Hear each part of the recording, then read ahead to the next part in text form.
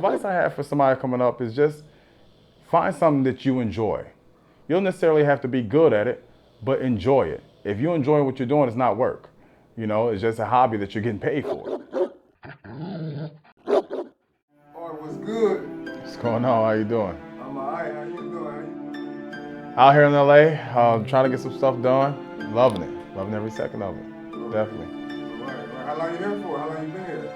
Been here for a couple days. I'm actually leaving out in the morning, so. Business brought you in town. Yeah, business brought us in town. You know, we got a few things together for the line. You know, meet a couple people, a couple gatherings I had to go to, and a couple photo shoots and videos, but got everything done. It's been a long week, but yeah. You know, good jug though. Definitely a good time. Well, let the people know who you are, where you from, and what you do. So my name is Artrell. I'm co-owner of SoPureLimited.com, women's fashion industry designer. So we have athletic wear and just regular wear, period. I'm from Cincinnati, Ohio.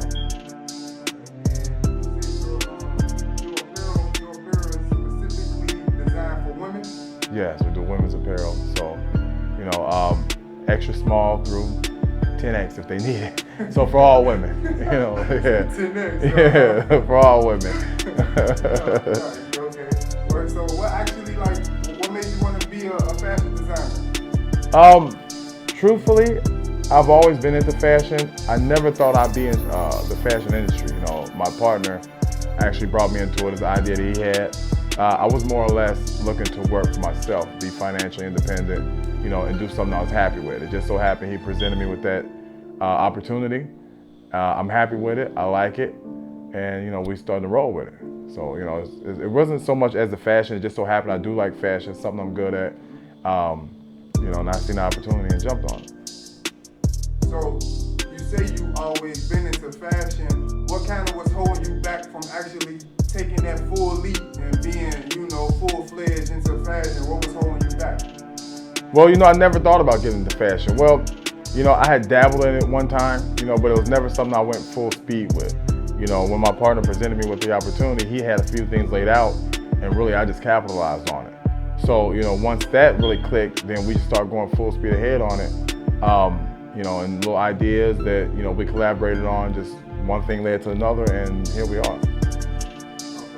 So could you tell us, like, growing up as a kid, like, was you like real big on being fly, rocking all the latest stuff, new J's and all that? I always like to dress nice. You know, I always like to dress nice. I had an older brother, so I got a chance to cheat. So I used to take his clothes and wear them to school. And then I went to a different school than my friends. So everybody thought I had all these clothes, but I really didn't. I was just taking a lot of my friends and my brother's clothes, and I won best dressed in school because of that, you know. So people seeing this now, they're gonna know that I really wasn't best dressed, but I just do a lot of people. So that was really how that came about. So you had the cheat code, huh? I had the cheat code. Definitely had the cheat code. Okay, all right, that's what's up. So would you say your big brother was somebody that influenced you into like actually, you know, being into style, fashion, like doing fly stuff? Is Yeah, yeah, like, you know, my brother, and just like I was never on dressing like everybody else. You know, I didn't want to be too right wing or left wing, whatever you want to call it, but I was never on dressing like anybody else. So anything different that I could buy, you know, even to this day now, I'll buy something out of town. You know, so that way I don't want to have the same thing that everybody else have on. You know, so but you know, as far as the influencers, I would say like, you know, maybe my brother, or, you know, definitely. So you say, you know, there's been a difference to you, you know, since you were younger. As a kid, would you say kind of you saw your differences and that led to you purchasing certain things and clothing and shoes that kind of like you didn't want to wear the same thing as your friend, or was it just something that like you like Enemy or the Hulk or something like that, and it led you to buying certain things? Yeah, things are just a chain reaction. Once you see something, you get a reaction out of it, and you start to buy more of that thing. You know, once they see pepper in a salt pile, they get attracted to that. So, you know, I was always trying to be that piece of pepper, you know. So, you know, I don't really consider myself a fashion guru. I just consider myself, when everybody's going right, I go left, you know. So that's just the way things were, and it just so happened that it was fashion. Okay. So on your fashion designer path, on your journey, what would you say like has been some obstacles for you? I think one of the obstacles has been that we design it for women. So I often get caught up in what do I like on a woman, but I have to realize all the time it's not about what I like on a woman, it's about what a woman likes on a woman. So, obviously we don't wear anything that we design, but so we have to wait on a woman's opinion on it. So, we might get it and we get the opinion of women. I have to always keep in mind that it's not about what I like, it's about what they like. So, I think that might be the biggest obstacle, hoping that women like it. And even if a woman doesn't like it, just because she doesn't like it don't mean the next 10 won't. So, that's just the biggest obstacle, is it's hard to relate to what you don't wear, so. So when you do get those responses back, that's kind of like probably like, oh, I didn't like it, or it didn't fit well, or it's not what I expected. How you take that? How you take that feedback? You just got to take the feedback, and realize that feedback is just that, feedback. Take it as constructive criticism, just like anything else in life. So you can have some good, you can have some bad, but just take it, with the punches. So what plans do you have for your clothing line? Like, do you expect it to be dropping in a certain store, or are you planning it to drop in a certain location or anything? We right now primarily keep it online, but if a store would like to pick it up, if it's works out for them and us, then we definitely gonna roll with it. Just wherever leads us to. I generally like that. That's what we do. We never really have any solid plans. We have a direction we want to go, but a lot of times when you grow, things happen, changes happen. So as the changes happen, if they work good for us, then we roll with it. Okay. So could you tell us some of the things that probably scared you away from being a fashion designer once you came through the door? One of the things that scared me, probably the funny story is, really doesn't even have to do with fashion. It was jumping into the water, so to speak, because I always felt like I was always the guy who worked so hard on my 40-hour week, my 9-to-5 job. So that's what I was used to.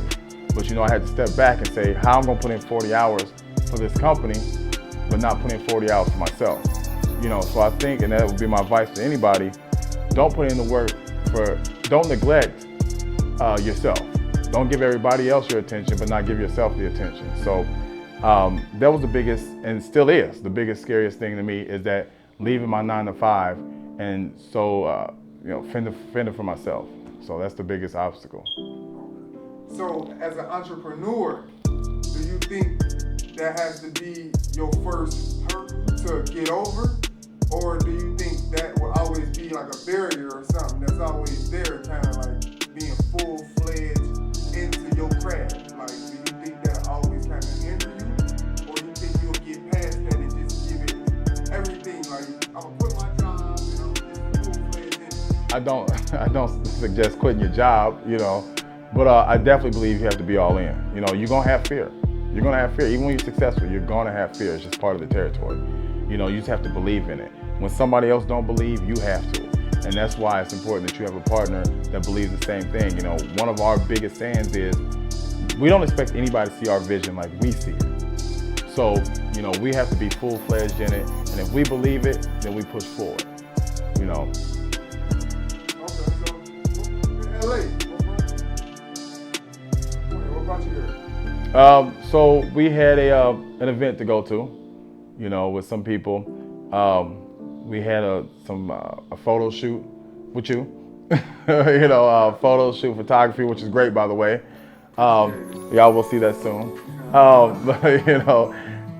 So that's just it, trying to expand our horizons as well, because where we're at is a smaller market. LA is probably one of the biggest markets in the world for fashion. So we came out here and made some connections. Definitely will be back. So I plan to improve every time we come back. So being from Cincinnati, could you tell us a little bit of like what it's like? What's the scenery like of the fashion designers, the buying material, or just linking up with other entrepreneurs in the same field as you? Tell us what that's like. Cincinnati actually has a lot of a lot of entrepreneurs, more than people would think. They just don't have a lot of opportunity, hence why we're in LA. LA is the land of opportunity. So Cincinnati has a lot of young, bright minds, fashion designers, entrepreneurs, musicians, actors, whatever you may think. It's just not the opportunity like it is in LA or New York or something like that. So that's why we're out here. One of my goals is actually to establish a network in Cincinnati. Everybody can't afford to come to LA or to New York or something like that. So we can establish that back there, we can all grow together. And what steps do you plan on taking to actually accomplish that? Once we get together and get our things together, we want to be that outlet for people. So, maybe we could be a liaison between A and B or whatever the case may be. And sometimes we don't know until time, presents itself. So the best teacher is experience. So once we learn how to shake and move, then we can teach everybody the same way and establish something back in Cincinnati. Just that you want to create that community kind of make everybody, okay, is that one. Mm-hmm. Okay, word. Okay, so what would you say it is you hustling for? What would you say it is you want to achieve? What you grinding for? I think what I'm doing this for is definitely like financial independence. I've always been the guy, like I said, to work very hard on my job. And at the end of the day, you might get fired, laid off, let go. If one thing COVID-19 has shown me is that you are expendable in the job. If you don't sign the front of your paycheck, you're never in charge of your money. So I always want to sign the front of my paycheck. So it's not really just the fashion, although I do love the fashion and I love what I'm doing, but it's more for the financial independence, and to pass something down to my son. I'm not really a firm believer of making somebody else rich and neglecting myself. I always think about it like you go to sleep early so you can wake up early and make somebody else some money. And they dictate when you can get it off work, when you can go eat for break, when you can go lunch and all that. I'm not doing that. I'm hustling for myself. So, and I don't mind working twice as hard. As long as it's mine, I'm happy with it. So what advice would you have for the young aspiring entrepreneur coming up? You know what I'm saying? What advice you got for them? So find something that you're doing, that you like doing. If you happen to be good at it, that's great. You're gonna get a lot of bumps in the road, but just keep the car driving. So as long as you do that, then you'll be successful somewhere along the line. There's a lot of things that I indulged in along the line. They didn't work out.